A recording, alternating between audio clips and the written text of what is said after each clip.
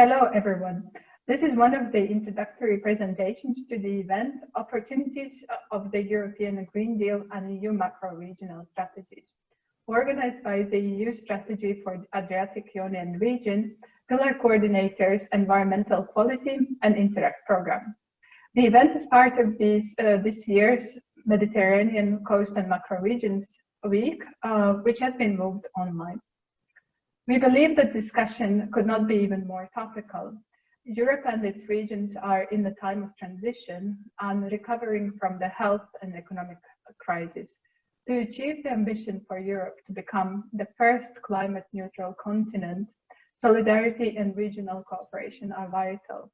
EU macro-regional strategies can play a crucial role here.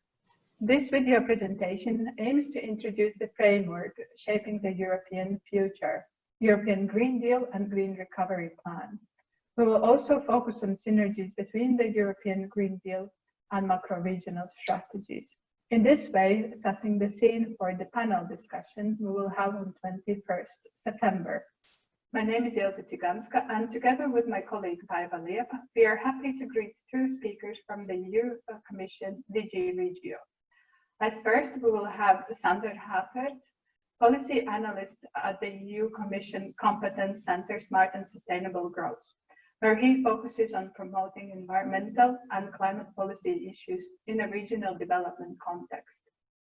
Following his input, we will be happy to welcome Giacomo Luciani, representing Unit D1, Macro Regions, Transnational, Interregional, External Cooperation and Enlargement at DG Regio.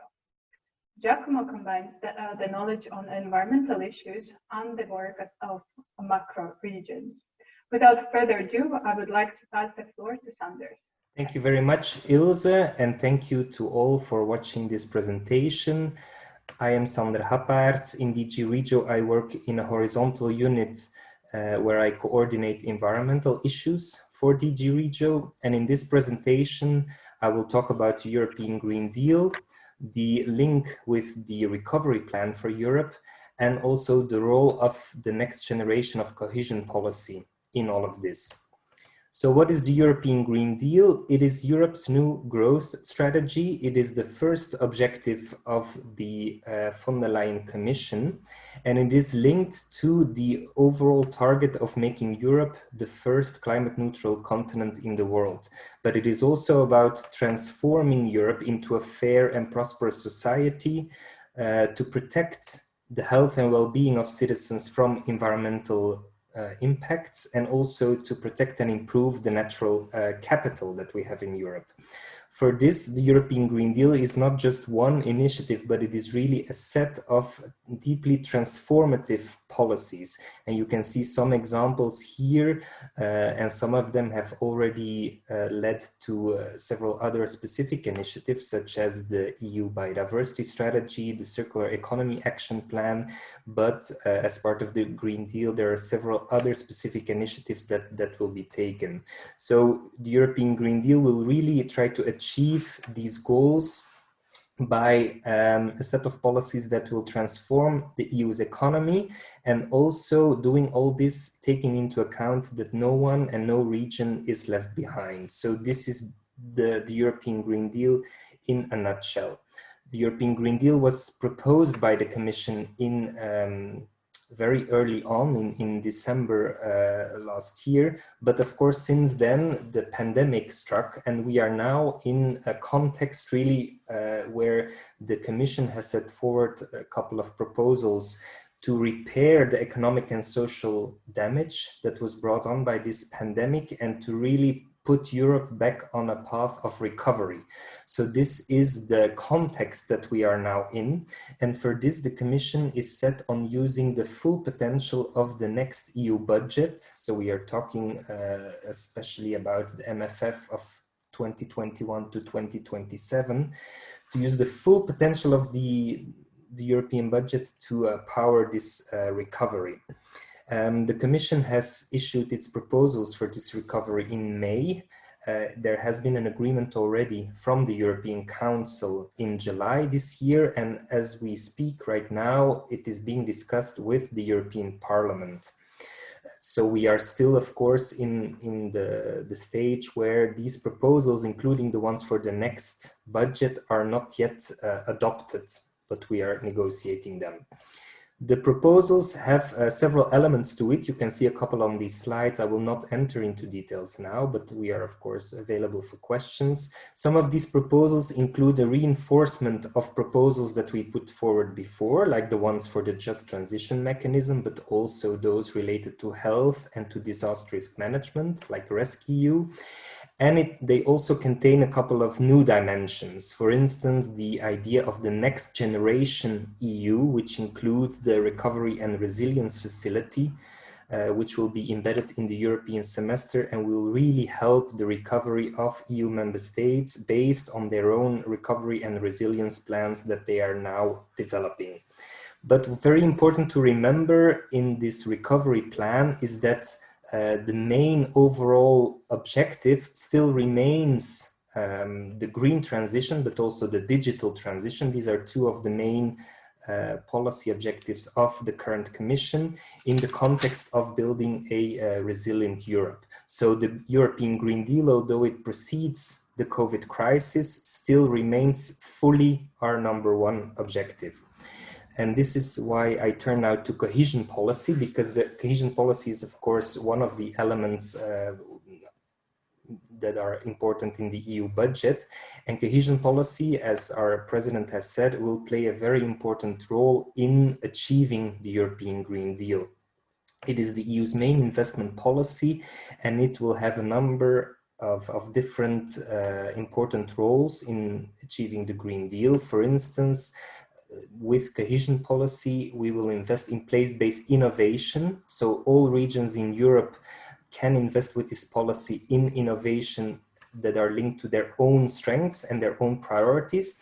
But cohesion policy with its investments will also help deploying all these innovations on a large scale throughout Europe. These are technological, but also social innovations to help prepare all regions to reap the benefits of the sustainability transition. With this, we also help them in facilitating the phase out of unsustainable practices in order to achieve the long-term environmental and climate goals. And the cohesion policy will also help that all regions will enjoy a just transition. So those who we will have no one left behind, those who face higher costs in getting on to the transformations that are needed, we will help them as well. So we are now still negotiating with the Parliament and the Council the regulations for the next generation of cohesion policy. Although we developed them before the European Green Deal was adopted, as you can see here among the 5 policy objectives, greener Europe is really was already there among the main priorities for the next period. And as we are negotiating now, this really becomes one of the key objectives, also linked to certain earmarking of funding. Just to give you an example of the policy as it has supported already regions in the past, this is not an example that you can see here of one specific project, but rather of a transformation of a region that was accompanied by the help of cohesion policy. And this is also what we aim to do in the future. And we really hope to help all regions in Europe to go along the transition towards sustainability and to accompany them with the necessary investments. Just a few words on the newest member of the family of funds of cohesion policy. It's the Just Transition Fund. It is a proposal that is key in the European Green Deal, and it is a new fund that will really specifically help the economic diversification of regions that are most hit by the transition, and also includes reskilling of people. So this is a fund that will really come on top of the normal cohesion policy funds. As it stands now, it will have 17.5 billion euros. It's for all member states, but it goes really to those areas that are most hit by the transition. For the transition to sustainability, we really want to aim for the longer term. So in this slide, what I want to show is that, of course, there are a number of things that we expect that as a minimum, that they are linked to the regulatory requirements. So we are already negotiating with regions and member states the next programs according to the priorities expressed in the Annexes D of the European Semester Country Reports of 2019.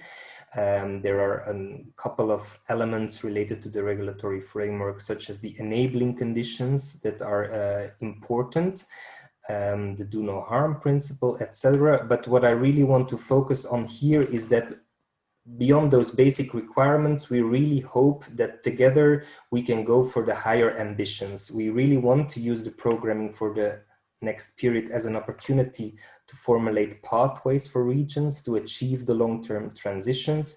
We want to go for transformational change in line with the European Green Deal. We also want to think beyond 2027. So the goals that we have expressed for a climate neutral Europe are for 2050. So it's really also the next decade of investments that will help us be prepared for achieving those 2050 goals. This is why we need to embed the elements of the European Green Deal into our programs already. And this includes, for instance, also nature-based solutions as a preferred option instead of grey infrastructure, and to exploit the full potential of cohesion policy to ensure a just transition. So that means not just the Just Transition Fund in itself, but all the funds, all the interventions need to take this element into account. My colleague Giacomo will really shift the attention now to more specifically how the macro-regional strategies can help you and Europe in achieving these goals. I am available through these details, but also in the event in case there are any further questions. Thank you very much. Thank you, Sander, for the excellent presentation. I'm Giacomo Luciani, European Commission DG Regio. I work in the unit dealing, among others, with the macro-regional strategies, and I deal as horizontal topic with sustainable growth. In my today's presentation, I will try to focus in particular on the synergies between the European Green Deal and the EU macro-regional strategies. And as a start of this presentation, I would like to pass you three key messages, which I hope will help you also to follow the rest of the presentation, because they are a bit the core of what I will present today. So first key message, of course, the four macro-regional strategies are highly relevant in delivering the European Green Deal in their respective territories.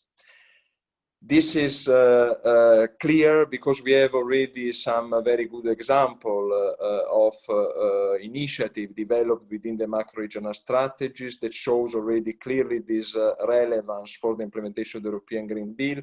And I'm sure we will have the opportunity to see more in detail some of these initiatives during this event. Then the macro-regional strategies are an opportunity to tailor the European Green Deal to the specific needs of a territory, to ensure coordination and to speed up its implementation. This is a core part, you will see, of the presentation, and I will go more in detail on this aspect during the presentation. Last point is an opportunity because of the macro-regional strategies and European Green Deal complementarities, potentials, and mutual benefits. And these are actually the three key elements which really define the relation between the macro-regional strategy and the European Green Deal, which I will try to further develop during the presentation. But before that, I give you some basic information about the EU macro-regional strategies after the excellent presentation of Sander that gave you some very good information on the European Green Deal. The macro-regional strategies are policy frameworks, so this is very important keyword to retain, initiated by EU and non-EU countries. And here I underline also specifically non-EU countries because I know that this will be also an important topic of the debates of the event, and in particular concerning the Western Balkan countries, which are located in a defined geographical area to jointly address challenges and opportunities they have in common through setting shared long-term objectives. And these are really two keywords, shared and long-term. Shared because, of course, as we say, the starting point is that the macro-regional strategy address common challenges, and therefore they have to reach common objectives. Long-term because the macro-regional strategies are not only about specific projects, specific initiatives, but also, and I would say very much, about long-term processes. They act at multi-levels, strengthening. And here we have the three keywords, which in my opinion define very well the macro-regional strategies: cooperation, coordination, concentration. Cooperation between all the relevant macro-regional actors in order to join forces and reinforce trust and confidence among them. Coordination means better coordination of the use of the available funds and of the several initiative activities ongoing in the macro region. Concentration means better concentration of the funds in projects which are particularly strategic for the macro region. And here you have a broad overview in the map of the four macro-regional strategies covering the Baltic Sea region, the Danube region, Adriatic-Ionian region, and Alpine region, and which include, just to give you an idea, 19 EU member states and 9 non-EU countries. As I said, one key element which defines very well the relation between the macro-regional strategy and the European Green Deal are the complementarities between the two. And this is very much about the content of the macro-regional strategy and the European Green Deal. And here the key message is that the macro-regional strategy and the European Green Deal have common priorities and challenges. How? First of all, important point is that the sustainability dimension is prominent in all the macro-regional strategies. Just to give you an example, in the revised action plan of the EU strategy for the Danube region is underlined the importance to include in the strategy sustainable development as horizontal principle. Then, other important point, priorities common to all the macro-regional strategies, and we can summarize, broadly speaking, environment and climate change, connectivity, research and innovation, and sustainable economic development are related to key action of the European Green Deal. And this is, of course, a very important aspect related to the content of the strategy European Green Deal. And when we talk about this topic, of course, we include important policy areas of the European Green Deal, such clean energy or, for example, sustainable mobility. Last point, most European Green Deal challenges can be tackled only joining our efforts. And this, for me, is basically an evidence-based sentence. It's clear that to address challenges and to implement actions such as, for example, preservation and restoration of ecosystem and biodiversity, which I know will be an important topic of the debates we will have at the event, or, for example, the ambition towards zero pollution. This is clear that to implement this action, a coordinated and where needed, and if possible, a joint action is essential. Other key elements which define very well the relation between the two strategies are the potential of the macro-regional strategies in the implementation of the European Green Deal. And this is very much about the method, how the macro-regional strategy can contribute to this implementation. And here the key message is the macro-regional strategies offer a cooperation platform fit for purposes for supporting the implementation of the European Green Deal action. How? Through coordination of funds and action, where for funds we mean not only the EU funds, but all the available funds in a certain macro region, public but also private funds, and action, action of all those institutions, organizations, and generally speaking, entities which are acting in a certain macro region. We can think, for example, about the structures related to multilateral environmental agreements which are relevant for a certain macro region. Then, of course, through joint initiative for making the best use of the multiple and diversified funding opportunities and resources needed in order to face the European Green Deal common challenges. And here, the current embedding process plays a key role. Where for embedding process, we mean a process aimed at aligning the priorities of the EU funding program, currently, in particular, the EU funding program 21-27, to the priorities of the strategies. As we said, to ensure better coordination and better cooperation where this is needed.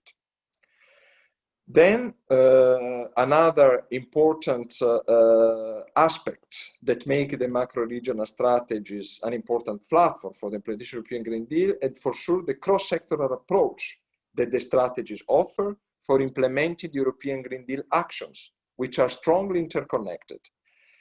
The macro-regional strategy in the European Green Deal covers several sectors, which are interconnected, and we have already several good examples of cross-sectoral initiative developed within the strategies, which definitely can be of added value for the implementation of the European Green Deal. Then last point, what also the strategy offers is multi-level governance and stakeholder involvement for ensuring the contribution of all the relevant actors to the European Green Deal implementation.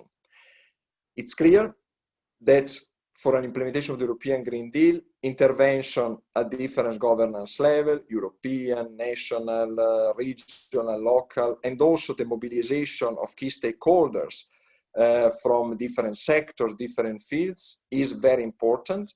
And this is really a main feature of all the macro-regional strategies. Then last element, which define again very well this relation between the macro-regional strategy and the European Green Deal, is the fact that is a relation based on mutual benefits. We can say a win-win relation. The macro-regional strategies support the European Green Deal implementation, and the European Green Deal provides a common macro-regional strategy vision. I will try to explain this a bit more in detail. So the macro-regional strategies can help the European Green Deal implementation on the ground with coordinated regional and local initiatives, taking into account the territorial specificities of a certain geographical area. And this is really a key aspect. These are two really key words, which somehow explain very well also the speciality of the strategies as a tool for the implementation of the European Green Deal. Activities on the ground, which take into account the territorial specificities of a certain geographical areas, they feature the specific features of a certain geographical area. Then the macro-regional strategy can help the implementation of the European Green Deal, as we've seen in general in non-EU countries. In particular, here I mentioned the Western Balkans, as will be a very important topic also for the discussion at the event. And which is connected to this, of course, the future green agenda for Western Balkans, which is under development, as Western Balkans countries play an important role in the achievement of the Adriatic-Ionian and Danube strategies objectives. We can a bit summarize this point, saying that somehow the strategy is a platform for a Green Deal diplomacy. Last point, but I have to say very important one, because we focus very much the presentation on the contribution of the strategies to the implementation of the European Green Deal. And this point is more what the European Green Deal offers to the strategy. And for me, what I wanted in particular to underline is that the European Green Deal offers a common policy framework and common objectives to the macro-regional strategies. And therefore, it provides a common vision. This is a very important wording for me, because the European Green Deal can be a sort of reference document, let's say, for the macro-regional strategies, which can help coordination within the strategy So basically between the different pillars of a strategy, or even between the different actions in a certain pillar of the strategy, but also across the 4 macro-regional strategies. And I think the event of 21st and 22nd September is a very good example of this. I just conclude leaving some source of information which I hope can be helpful for you. And I thank you very much for your attention, and I look very much forward for the debate of 21st and 22nd September. Thank you.